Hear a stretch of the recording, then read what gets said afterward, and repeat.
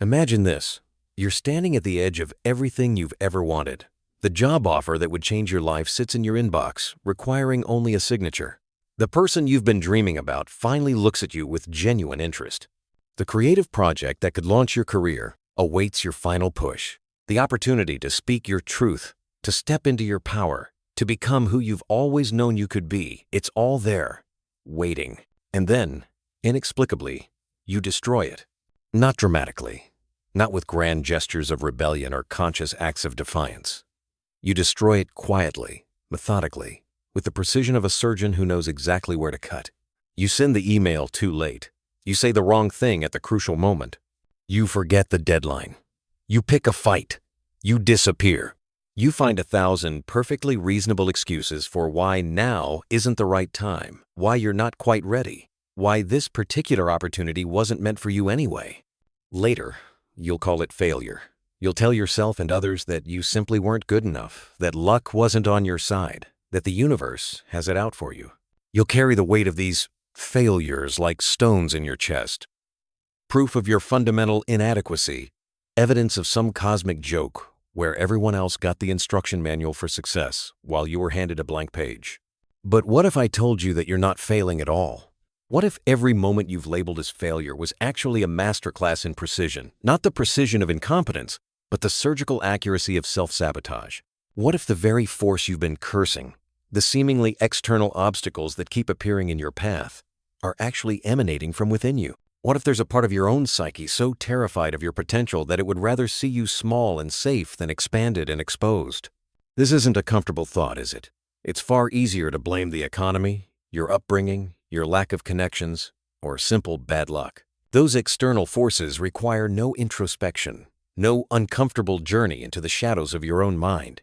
They allow you to remain the victim of circumstances rather than the architect of your own limitations. But Carl Jung, the Swiss psychiatrist who dared to map the darkest territories of human consciousness, presents us with a more unsettling possibility. What if the greatest enemy of your success isn't out there in the world, but in here, in the hidden chambers of your own psyche? What if there's an internal saboteur, as real and powerful as any external adversary, that has been orchestrating your defeats with the dedication of a master strategist? This saboteur doesn't wear a villain's mask.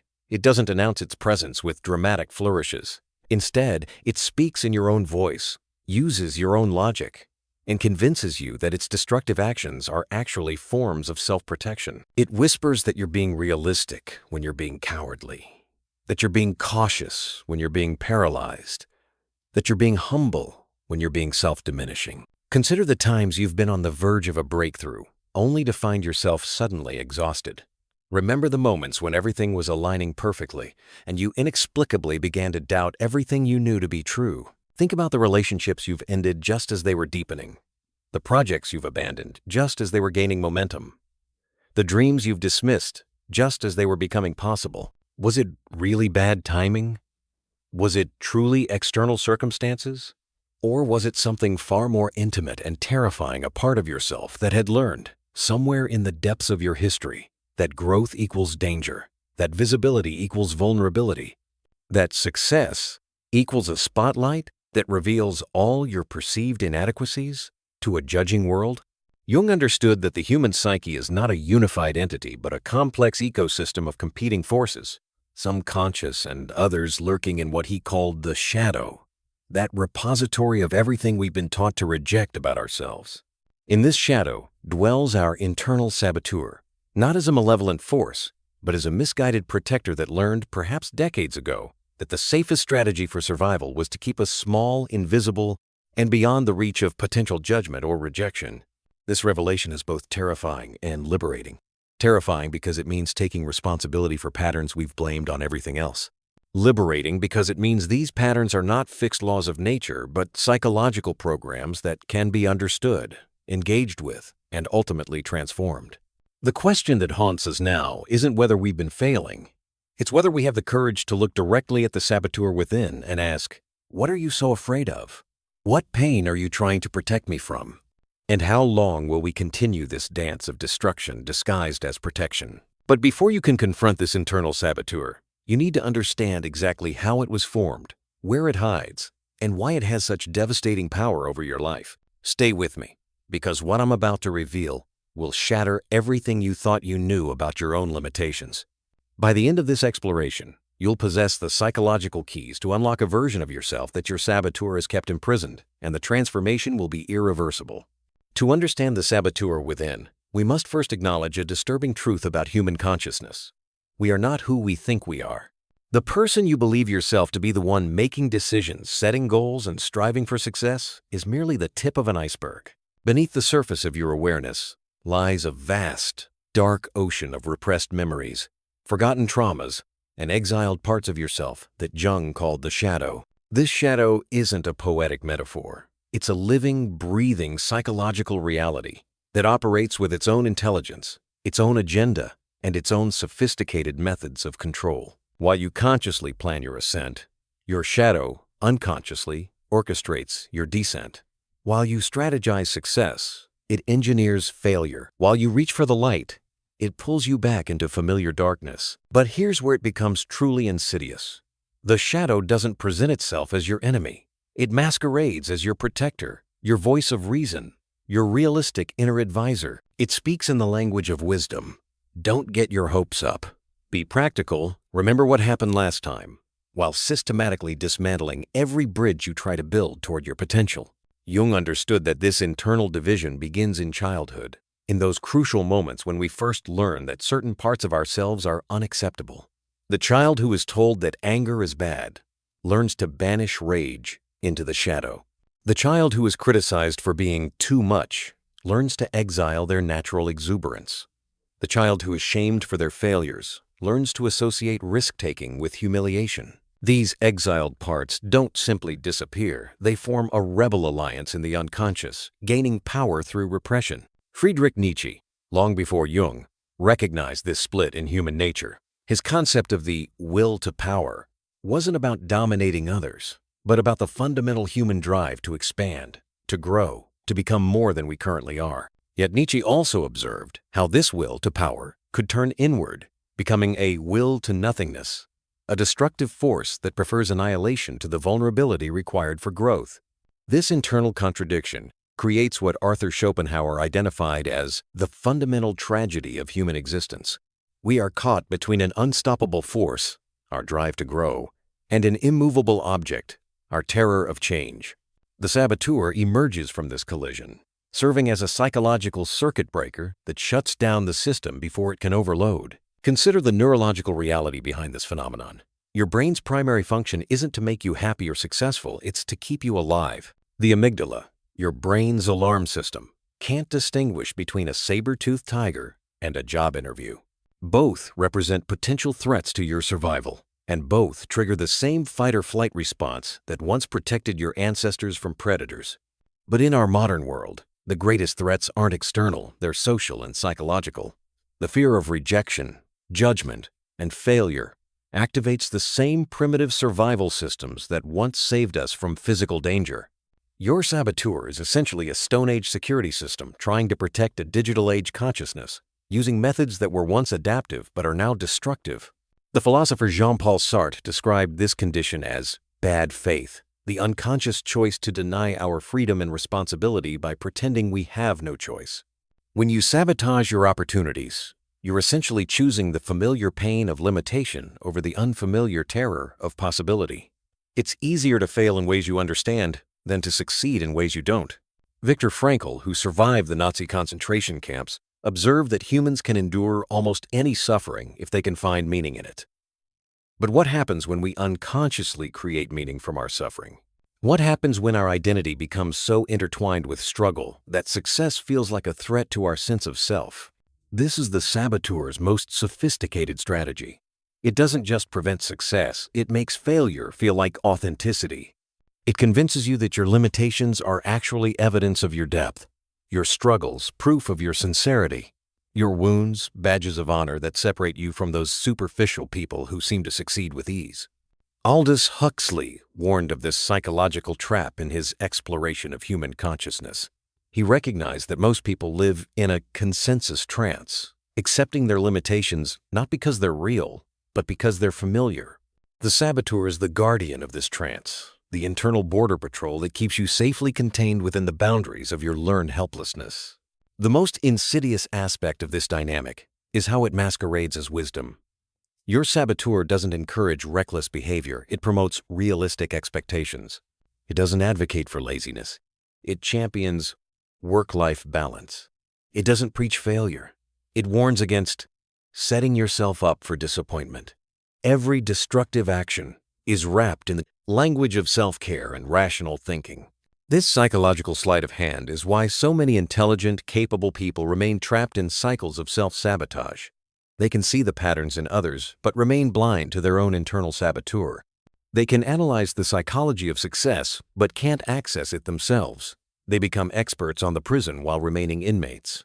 Jung realized that this split between conscious intention and unconscious action creates a fundamental disintegration of the personality. You become a house divided against itself, where the left hand literally doesn't know what the right hand is doing. Your conscious mind sets goals while your unconscious mind sets traps. Your rational self makes plans while your shadow self makes excuses. But here's what Jung discovered that changes everything. The saboteur's power is directly proportional to its invisibility. The moment you begin to see it, to recognize its voice, to understand its methods, it begins to lose its grip on your life. Awareness doesn't automatically solve the problem, but it's the essential first step in reclaiming the energy you've been unconsciously using to defeat yourself. The most terrifying aspect of self-sabotage isn't the obvious destruction, the failed relationships, the abandoned projects, the missed opportunities that you can clearly identify and mourn. It's the invisible erosion, the slow hemorrhaging of possibility that happens so gradually you mistake it for the natural order of things. Like carbon monoxide, the deadliest consequences of internal sabotage are the ones you can't see, smell, or immediately detect.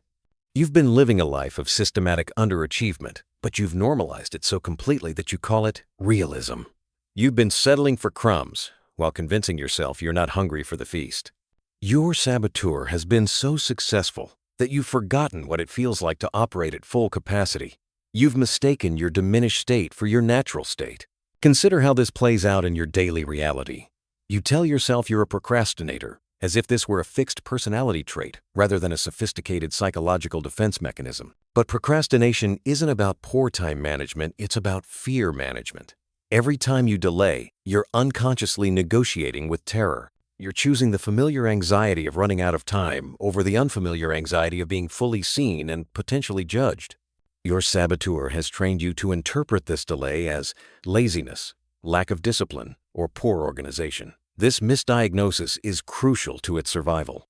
As long as you're fighting the wrong enemy trying to optimize your productivity apps, instead of addressing your fear of visibility, the real saboteur remains safely hidden, free to continue its work of keeping you small. The neurological reality of this process is even more disturbing. Your brain's confirmation bias ensures that you'll unconsciously seek evidence that supports your saboteur's narrative while filtering out contradictory information. When you succeed, it's downplayed as luck or circumstance. When you fail, it's highlighted as proof of your fundamental inadequacy. Your saboteur has essentially hijacked your brain's pattern recognition system, turning it into a weapon against your own potential.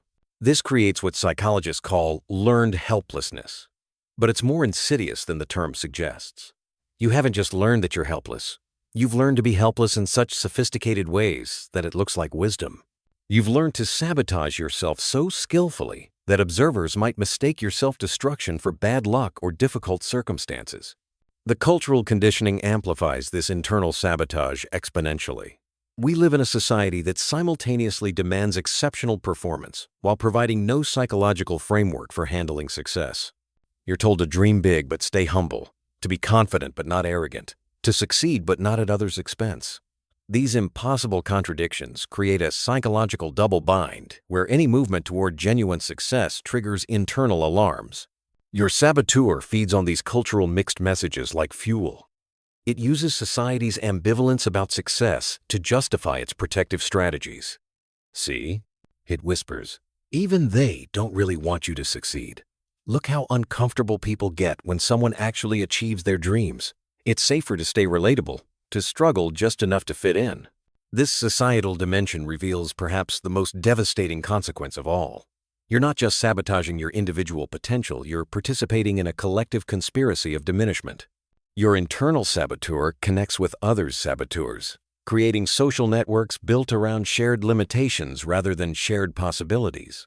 You bond over your struggles, find identity in your wounds, and mistake commiseration for connection. The result is what Jung called collective neurosis, entire communities of people unconsciously agreeing to remain small together. You surround yourself with others who will validate your saboteur's narrative, who will confirm that dreams are impractical, that success is for other people, that it's noble to suffer and suspicious to thrive. But perhaps the most heartbreaking consequence is what happens to your relationship with your own desires. Your saboteur doesn't just block your path to success, it systematically erodes your connection to what you actually want. It teaches you to want smaller things, safer things, things that won't trigger its alarm systems.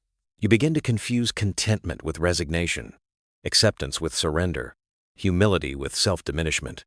You stop dreaming not because you lack imagination, but because dreaming has become associated with pain. Hope itself becomes dangerous because your saboteur has learned that hope leads to effort, effort leads to visibility, and visibility leads to the possibility of judgment and rejection. So it slowly, carefully, methodically kills your hopes before they can grow large enough to threaten your safety.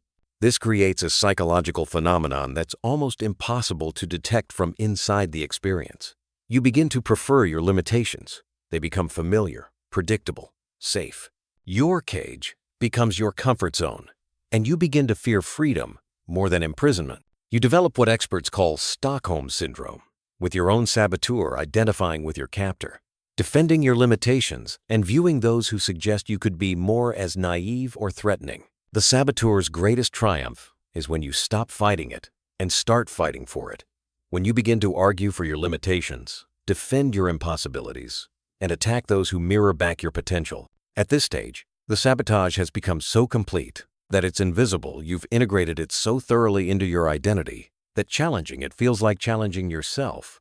Your life becomes a carefully curated museum of almosts. Almost took that risk. Almost made that change. Almost said what you really thought. Almost became who you really are. You become an expert at getting close enough to your dreams to feel virtuous about trying, but never close enough to actually achieve them and face the terrifying question, now what? The most chilling realization is this. Your saboteur has been so effective that you probably can't even imagine what your life would look like without it. The version of yourself that exists beyond these protective limitations has become so foreign that it feels like a fantasy rather than a possibility. You've been living as a shadow of yourself for so long that you've forgotten what it feels like to be fully illuminated. The revolution begins with a single, radical act. You stop fighting your saboteur and start listening to it. This isn't surrender. It's the most sophisticated form of psychological warfare ever conceived. By refusing to play the saboteur's game of internal conflict, you rob it of its primary power source, your resistance. Jung discovered something that turned conventional psychology on its head. What we resist not only persists, it grows stronger. Every time you try to overcome your saboteur through willpower alone, you're actually feeding it. You're confirming its core belief that growth equals danger by treating it as an enemy to be defeated rather than a wounded part of yourself crying out for integration. This is where most people get trapped in an endless cycle of self-improvement that improves nothing. They read books about confidence while their saboteur whispers about imposter syndrome. They practice positive affirmations while their shadow collects evidence of inadequacy. They set bigger goals while their internal terrorist plans bigger sabotages. The harder they fight, the stronger their saboteur becomes because they're fighting with the very energy that feeds it. But what if there was a different way? What if instead of trying to eliminate your saboteur, you could transform it into an ally? The breakthrough comes when you realize that your saboteur isn't your enemy. It's a traumatized child wearing the mask of a monster. It learned to protect you the only way it knew how, by keeping you small enough to avoid the pain it once experienced. Every act of sabotage is actually a misguided act of love, a desperate attempt to save you from what it perceives as mortal danger. Jung called this process active imagination, deliberately engaging with the unconscious parts of yourself as if they were real people with real concerns. Instead of dismissing your procrastination, you might ask, what are you afraid will happen if I succeed at this? Instead of fighting your self-doubt, you might inquire, What pain are you trying to protect me from? When you begin this dialogue, something extraordinary happens. The saboteur, starved for recognition and understanding, begins to reveal its true nature. It might tell you about the time you were 8 years old and everyone laughed when you shared your dream. It might remind you of the criticism that cut so deep you decided never to be vulnerable again. It might show you the moment you learned that being too much meant being alone. This is when the real rebellion begins. Not against your saboteur, but alongside it. You start making decisions that honor both your growth and your safety. You take risks, but you also create support systems.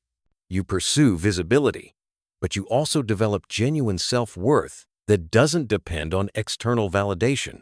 You expand, but you do it in ways that make your saboteur feel heard and respected, rather than bypassed and betrayed. Consider the historical figures who embodied this integrated approach. Leonardo da Vinci didn't overcome his perfectionism, he channeled it into masterpieces. Vincent van Gogh didn't eliminate his emotional intensity, he transformed it into artistic revolution. Marie Curie didn't conquer her outsider status, she used it to see what insiders couldn't. They didn't defeat their shadows, they danced with them. This integration requires what Jung called holding the tension of opposites. You must simultaneously acknowledge your fears and pursue your dreams. You must honor your need for safety while embracing necessary risks. You must respect your saboteur's protective intentions while refusing to let those intentions control your choices. The practical application of this might look like negotiating with your internal terrorist. When you're about to take a significant risk, you might say, "I hear that you're afraid I'll be rejected. I understand that rejection has hurt us before, but this time, I'm going to try anyway, and I'm going to make sure we have support and self-compassion if things don't go as planned. Will you help me succeed instead of ensuring I fail?" This approach requires a fundamental shift in identity. You stop seeing yourself as a victim of internal sabotage and start recognizing yourself as the conductor of a complex internal orchestra. Some instruments play melodies of ambition and hope. Others play harmonies of caution and self-protection. Your job isn't to silence any instrument, it's to create a symphony where they all contribute to something greater than the sum of their parts. The transformation doesn't happen overnight, but when it begins, it's unmistakable. You start noticing the early warning signs of sabotage not as inevitabilities, but as opportunities for dialogue. You catch yourself making excuses and ask what fear is driving them. You recognize procrastination as a request for reassurance rather than evidence of laziness. Most importantly, you begin to access energy you never knew you had. The enormous effort you were unconsciously expending on internal warfare suddenly becomes available for external creation. The intelligence your saboteur was using to defeat you becomes available to support you. The creativity that was being channeled into elaborate self-destruction gets redirected toward authentic self-expression. This is the true rebellion, not against your limitations, but beyond them. Not through forced positivity or willpower, but through compassionate integration. Not by becoming someone else, but by becoming fully yourself, including the parts you've been taught to reject. You realize that your greatest weakness and your greatest strength might be the same thing, viewed from different angles. Your sensitivity, which made you vulnerable to criticism, also makes you capable of deep empathy. Your perfectionism, which paralyzed you with impossible standards, also drives you toward excellence. Your fear of rejection, which kept you hidden, also motivates you to create authentic connections. Here is the truth that will shatter everything you thought you knew about success, failure, and the very nature of human potential. You were never broken. You were never failing. You were never inadequate or insufficient or fundamentally flawed. What you called failure was actually the most sophisticated psychological protection system ever devised. So sophisticated that it convinced you it was your enemy, while secretly being your guardian. Your saboteur wasn't trying to destroy you. It was trying to preserve something infinitely precious, the core of who you are beneath all the conditioning, expectations, and social programming. It recognized, with an intelligence deeper than your conscious mind, that the world would try to shape you into something acceptable, marketable, controllable, and so it created a fortress of limitations to protect the sacred flame of your authentic self from being extinguished by the demands of a world that fears genuine originality. This is Jung's most radical insight, one that takes decades to fully comprehend. Individuation, the process of becoming who you truly are, requires the very qualities that society labels as problems. Your sensitivity, your intensity, your refusal to fit into conventional molds, your tendency to question everything, your deep discomfort with superficiality, these aren't bugs in your psychological software. They're features. They're the raw materials of genius, the birthmarks of authentic power, the signatures of a soul that refused to be domesticated. Your saboteur understood something your conscious mind forgot. In a world that rewards conformity, authenticity becomes rebellion. In a society that celebrates surface-level success, depth becomes dangerous. In a culture that demands immediate productivity, the slow, mysterious process of becoming yourself becomes suspect. Your internal terrorist wasn't terrorizing you, it was protecting you from a world that would have gladly turned you into a well-functioning automaton in exchange for social acceptance. But here's where the story takes its most beautiful turn. The same psychological mechanisms that created your limitations also created your unique gifts. Your fear of visibility gave birth to your profound inner vision. Your discomfort with small talk developed your capacity for meaningful dialogue. Your inability to accept superficial answers created your drive toward truth. Your resistance to authority cultivated your independent thinking. You weren't failing at becoming someone else, you were succeeding at protecting yourself from becoming someone else. Every act of sabotage was an act of preservation. Every limitation, a boundary around something precious. Every failure, a refusal to succeed at the wrong game. This realization completely inverts the traditional narrative of self-improvement. You don't need to fix yourself because you were never broken. You don't need to overcome your nature because your nature is not the problem your relationship with your nature is. You don't need to become someone different because the person you already are, beneath all the protective mechanisms and defensive strategies, is precisely who the world needs. The ultimate act of rebellion isn't changing yourself. It's accepting yourself so completely that you stop apologizing for who you are. It's recognizing that your perceived weaknesses are often your greatest strength in disguise, waiting for the right context to be revealed as gifts rather than curses. Your procrastination might be perfectionism, protecting a vision that refuses to be compromised. Your social anxiety might be empathy, refusing to engage in superficial interactions. Your inability to stick with unsatisfying jobs might be integrity, refusing to betray your values for security. Your tendency to overthink might be wisdom, refusing to accept simple answers to complex questions.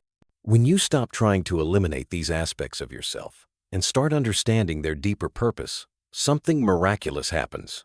They begin to serve you instead of sabotaging you. Your perfectionism becomes a commitment to excellence. Your sensitivity becomes a superpower of perception. Your intensity becomes a source of unstoppable creative energy. Your otherness becomes your competitive advantage in a world drowning in sameness. This is the paradox that transforms everything. The moment you stop trying to change who you are, you begin to become who you were always meant to be. Not through self-improvement, but through self-acceptance. Not by overcoming your limitations, but by discovering the gifts hidden within them. Not by defeating your saboteur, but by recognizing it as the guardian of your most precious qualities. Jung called this process the union of opposites, the recognition that light and shadow, strength and weakness, success and failure are not enemies but dance partners in the cosmic ballet of becoming human. Your saboteur and your success aren't opposing forces. They're complementary aspects of the same underlying drive toward wholeness. The person you've been trying to become already exists within you, protected by the very mechanisms you've been trying to overcome. Your authentic self isn't waiting at the end of a self-improvement journey. It's been there all along, wrapped in the protective armor of your supposed limitations. Defended by the loyal guardian you mistook for a saboteur. You are not a problem to be solved. You are a mystery to be lived. You are not a project to be completed. You are a work of art to be revealed. You are not a failure who needs fixing. You are a masterpiece who needs unveiling. The ultimate truth is this: you have never been sabotaging yourself. You have been saving yourself. Now, it's time to stop hiding behind your protection and start living behind your power. The world doesn't need another reformed version of someone else. It needs the unreformed, uncompromised, unapologetically authentic version of you. The revolution is complete when you realize it was never necessary. You were always exactly who you needed to be. Now comes the most beautiful challenge of all, having the courage to let the world see it.